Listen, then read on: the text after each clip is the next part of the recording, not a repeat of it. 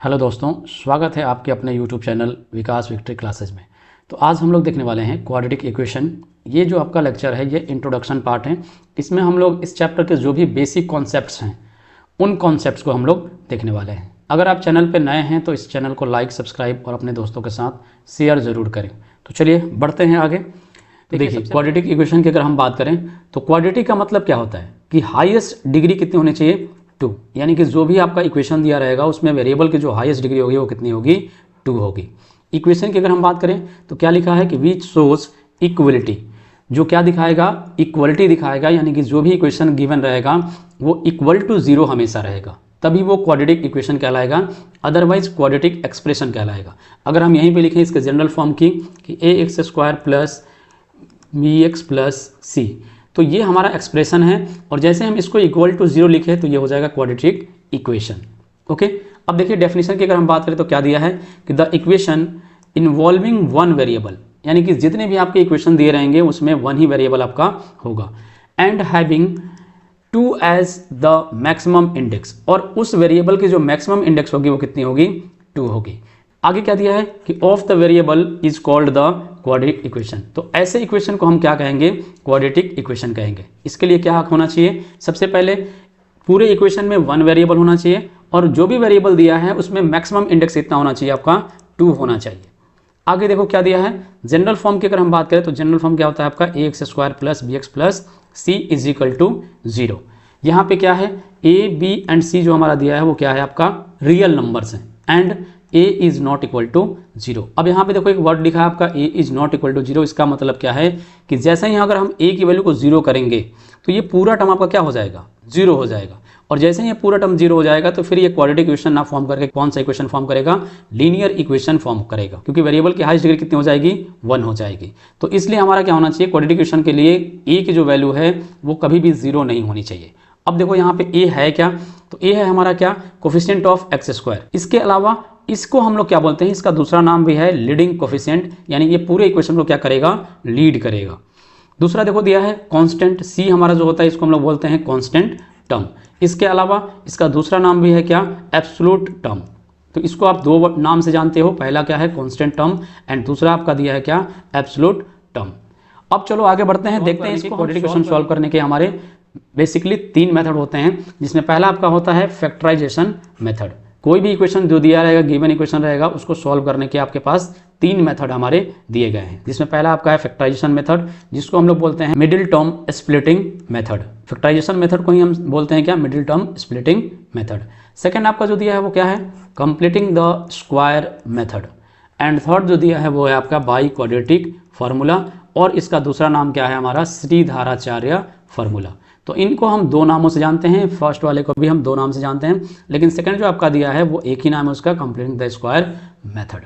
तो चलिए 1 बाय 1 इन तीनों को हम लोग पहले समझ लेते हैं। तो देखिए सबसे पहला आपका दिया है फैक्टराइजेशन मेथड। देखिए फैक्टराइजेशन मेथड की अगर हम बात करें तो क्या दिया है इसका डेफिनेशन में कि factorisation is a method of breaking the arithmetic algebraic expression into the product of their factors. If we multiply the factors again then they will be result in original expression. तो देखो यहाँ पे समझना क्या है कि अगर आपको कोई भी इक्वेशन गिवन है, जैसे यहाँ पे देखो दिया क्या है, जनरल फॉर्म की अगर हम बात करें तो क्या दिया है, ax² plus bx plus C is equal to 0। तो यहाँ पे सबसे पहला काम क्या है आपको कि मल्टीप्लाई क्या करना है, a और c को हम करना है हमें मल्टीप्लिकेशन। अब यहाँ से जो अभी आपका रिजल्ट आएगा उस रिजल्ट के हमें 2 फैक्टर से ढूंढने हैं, जिसको हम ऐड करें या फिर सब्ट्रैक्ट करें। तो हमारा जो मिडिल टर्म है इस टर्म के इक्वल आना चाहिए, ठीक है। आगे देखो यहाँ पे क्या दिया है कि and the factors should be such that if they add and subtract them you get the middle term means coefficient of x। यहाँ पे देखो एक एग्जांपल हमने लिया है, इससे ज़्यादा समझ में आएगा आपको कि 6x² plus 17x plus 12 is equal to 0। तो हमने अभी आपको क्या बताया कि हमें मल्टीप्लाई किसको करना है, a और c को हमें मल्टीप्लाई करना है। यानी यहाँ पे देखो a की जगह पे क्या है 6 है और c की जगह पे क्या है हमारा 12 है। तो हमने इन दोनों का किया मल्टीप्लिकेशन, जो भी रिजल्ट आया, अब इस रिजल्ट का हमें ऐसा फैक्टर ढूंढना है जिसको हम ऐड करें या फिर सब्ट्रैक्ट करें। तो रिजल्ट हमारा कितना आना चाहिए, इस मिडिल टर्म को सेटिस्फाई करना चाहिए। तो फैक्टराइजेशन मेथड में मेन आपको यही समझना है क्या कि जो भी इक्वेशन दिया है उनके a और c को मल्टीप्लाई कर दो, वहाँ से जो भी रिजल्ट आ रहा है उसके ऐसे फैक्टर ढूंढो जो कि क्या करें, मिडिल टर्म को सेटिस्फाई कर दे। इसके अलावा आपको फैक्टराइजेशन मेथड में कुछ सीखना नहीं है। तो आपको बेसिकली क्या देखना है कि पहले ए और सी की जगह पे क्या है, उनको आपस में करो मल्टीप्लाई, और उसका जो रिजल्ट आएगा उसके आपके बहुत सारे फैक्टर्स होंगे। ठीक है, हो सकता है कि उस नंबर के बहुत सारे फैक्टर्स हो, जैसे यहाँ पे 72 के हमारे बहुत सारे फैक्टर्स होंगे। जैसे पहला हो जाएगा 1 × 72, ठीक है, 2 से भी जाएगा 36 में, लेकिन हमें बहुत सारे फैक्टर्स की जरूरत नहीं है। हमें इनमें से ऐसा फैक्टर ढूंढना है जो कि क्या करे, इसके मिडिल टर्म को हमारा सेटिस्फाई कर दे। और वो कैसे करें, तो हम ऐड करके कर सकते हैं या फिर सबट्रैक्ट करके कर सकते हैं। या तो हम ऐड करके कर लें मिडिल टर्म को सेटिस्फाई, या फिर हम सबट्रैक्ट करके कर लें। अगर इन दोनों में से किसी के साथ भी अगर ये सेटिस्फाई हो रहा है तो वही हमारा क्या कहलाएगा, फैक्टर हो जाएगा। तो फैक्टराइजेशन मेथड में मेन आपको इतना ही सीखना है। आगे बढ़ते हैं। देखिए सेकंड आपका क्या दिया है, कंप्लीटिंग द स्क्वायर मेथड। यहाँ पे देखो क्या दिया है कि in this method we have to convert the given equation into a perfect square. यहाँ पे देखो आपको क्या दिया है, जो भी क्वेश्चन दिया रहेगा उसमें आपको करना क्या है, परफेक्ट स्क्वायर बनाने की कोशिश करना है उस इक्वेशन को। अब वो कैसे बनेगा, तो देखो यहाँ पे आपके लिए 2 फॉर्मूले आपने पढ़ा होगा कि a + b का होल स्क्वायर, ये होता है आपका a² + 2ab + b², and a - b का होल स्क्वायर क्या होता है, a² - 2ab + b²। यानी कि जो भी क्वेश्चन दिया रहेगा उसको आपको इस फॉर्म में कन्वर्ट करना है। अब वो कैसे होगा, तो उसके लिए आपको 3 स्टेप फॉलो करने हैं, जिसमें पहला स्टेप क्या दिया है कि coefficient of x² must be 1। अगर वो 1 नहीं है तो आपको पूरे टर्म को उस नंबर से डिवाइड करना है और कोफिशिएंट ऑफ x² क्या बनाना है, आपको 1 बनाना है। सेकंड स्टेप क्या दिया है कि constant term shift on right hand side. देखिए सेकंड स्टेप में क्या कह रहा है कि कांस्टेंट टर्म जो आपका होगा उसको आपको हमेशा करना है कहाँ पे, राइट हैंड साइड पे। जैसे देखो यहाँ पे इक्वेशन जो दिया है वो क्या दिया है आपका, x² + bx + c = 0। तो सबसे पहला काम है कि कोफिशिएंट ऑफ x² यानी इस a को यहाँ से हटाना। तो कैसे हटेगा, इस पूरे टर्म को हम क्या कर देंगे, किससे मल्टीप्लाई कर डिवाइड कर देंगे, a के साथ डिवाइड कर देंगे। तो देखो यहाँ से अगर डिवाइड करोगे तो क्या हो जाएगा, x² हो जाएगा, ये हो जाएगा b/ax एंड प्लस हो जाएगा c/a, और ये बराबर किसके हो जाएगा, 0 के। अब सेकंड स्टेप क्या कह रहा है कि कांस्टेंट टर्म जो हमारा है उसको हम कहाँ रखेंगे, राइट हैंड साइड लेके जाएंगे। यानी कि कांस्टेंट टर्म को हमें भेजना है कहाँ पे, राइट हैंड साइड। तो ये हो जाएगा x² + bx/a = कितना हो जाएगा, -c/a। अब यहाँ पे देखो अभी ये परफेक्ट स्क्वायर के फॉर्म में नहीं हुआ है, क्योंकि यहाँ पे तीसरा टर्म भी हमें चाहिए। तो तीसरा टर्म कैसे आएगा, उसके लिए स्टेप 3 आपको फॉलो करना है। क्या है, टर्म टू बी एडेड, यानी कि इसमें अब हम क्या ऐड कर दें जिससे वो क्या हो जाए, एक परफेक्ट स्क्वायर फॉर्म हो जाए, यानी कि इन दोनों में से किसी एक को फॉर्म करे वो।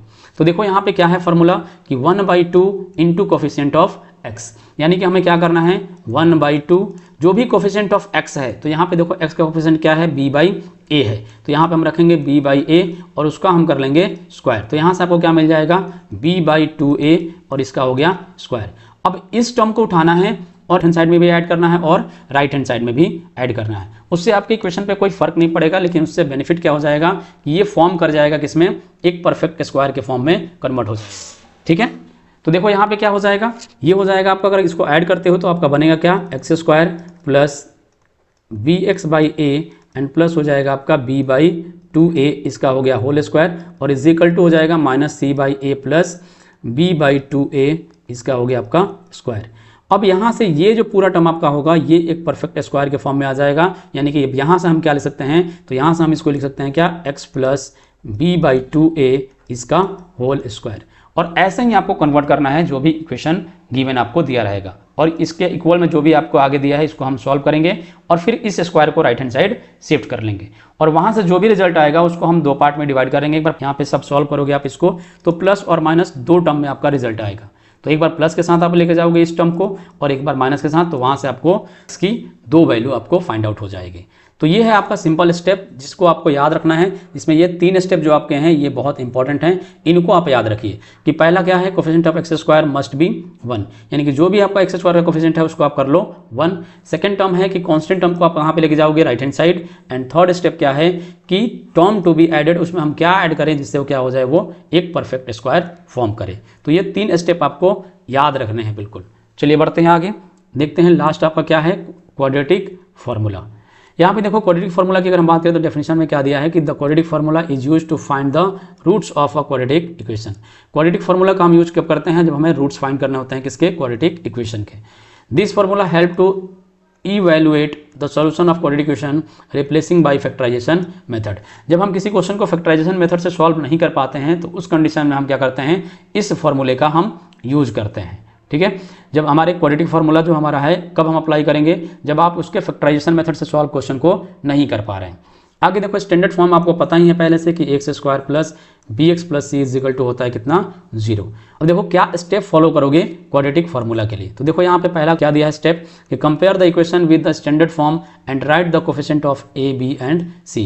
सबसे पहला काम क्या है कि इसको कंपेयर करेंगे किससे, इसके स्टैंडर्ड फॉर्म से हम कंपेयर करेंगे और वहाँ से हम किसकी वैल्यू निकालेंगे, ए की वैल्यू निकालेंगे, बी की वैल्यू निकालेंगे और सी की वैल्यू हम फाइंड आउट करेंगे।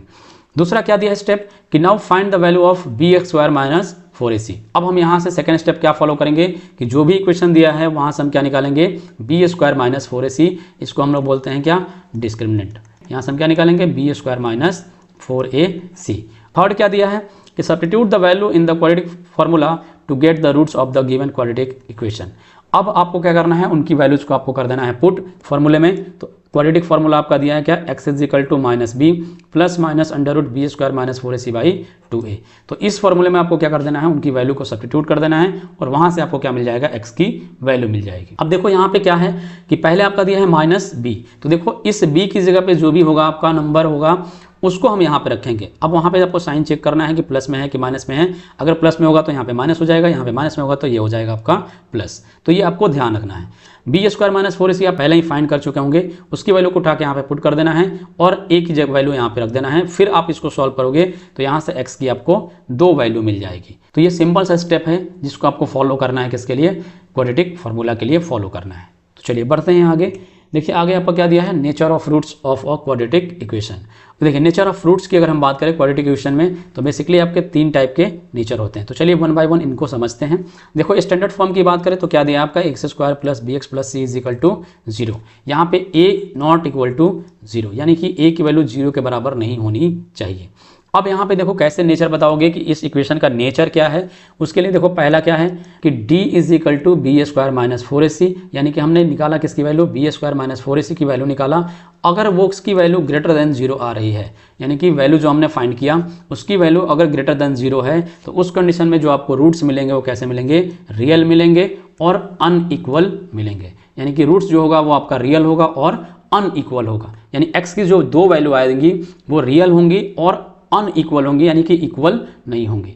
आगे देखो इसमें एक और नोट दिया है क्या कि d इज ग्रेटर देन 0, यानी कि d की वैल्यू ग्रेटर देन 0 हो रही है और क्या मिल रहा है, परफेक्ट स्क्वायर अगर मिल रहा है उस कंडीशन में आपका रूट्स जो होगा वो क्या हो जाएगा, रियल होगा, अनइक्वल होगा एंड रेशनल नंबर भी होगा। ठीक है, तो ये आपको ध्यान रखना है क्या कि अगर हमने बी स्क्वायर माइनस 4ac निकाला उसकी वैल्यू ग्रेटर देन 0 है और जो नंबर हमारा आया है वो क्या है, एक परफेक्ट स्क्वायर है, तो उस कंडीशन में जो आपको रूट्स मिलेंगे वो क्या मिलेंगे, रियल मिलेंगे, अनइक्वल मिलेंगे और रैशनल भी होंगे।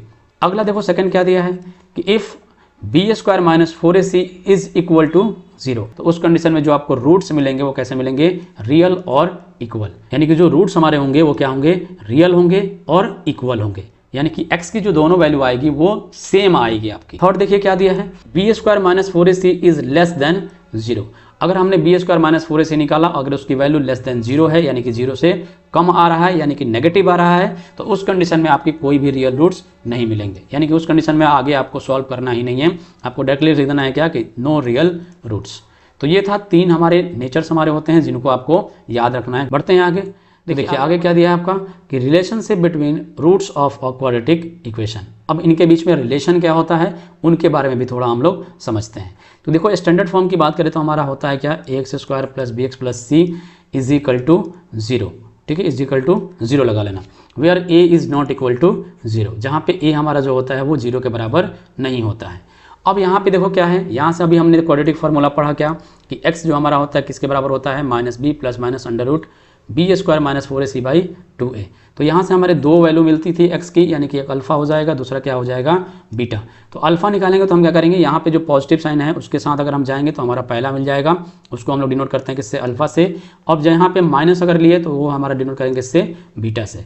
अब यहाँ से देखो अगर आपको निकालना हो सम ऑफ द जीरोस, यानी कि अल्फा प्लस बीटा की वैल्यू निकालना है, तो उस कंडीशन में आपका फॉर्मूला क्या होता है, माइनस बी बाई ए। ऐसे इक्वेशन गिवन रहेगा तो वहाँ से अगर आपको सम ऑफ द रूट्स निकालना है तो उस कंडीशन में आपको करना क्या है, माइनस बी बाई ए, यानी कि coefficient of x and coefficient of x square. तो वहाँ से हमें क्या मिल जाएगा, सम ऑफ द जीरोज मिल जाएगा। सेकेंड आपका दिया है प्रोडक्ट ऑफ जीरोज, यानी कि अल्फा इंटू बीटा की अगर वैल्यू फाइंड करना है तो उस कंडीशन में आपको क्या हो जाएगा, सी बाई ए। सी क्या है हमारा, तो ये हमारा होता है कांस्टेंट टर्म एंड ए क्या होता है हमारा, कोफिशिएंट ऑफ एक्स स्क्वायर।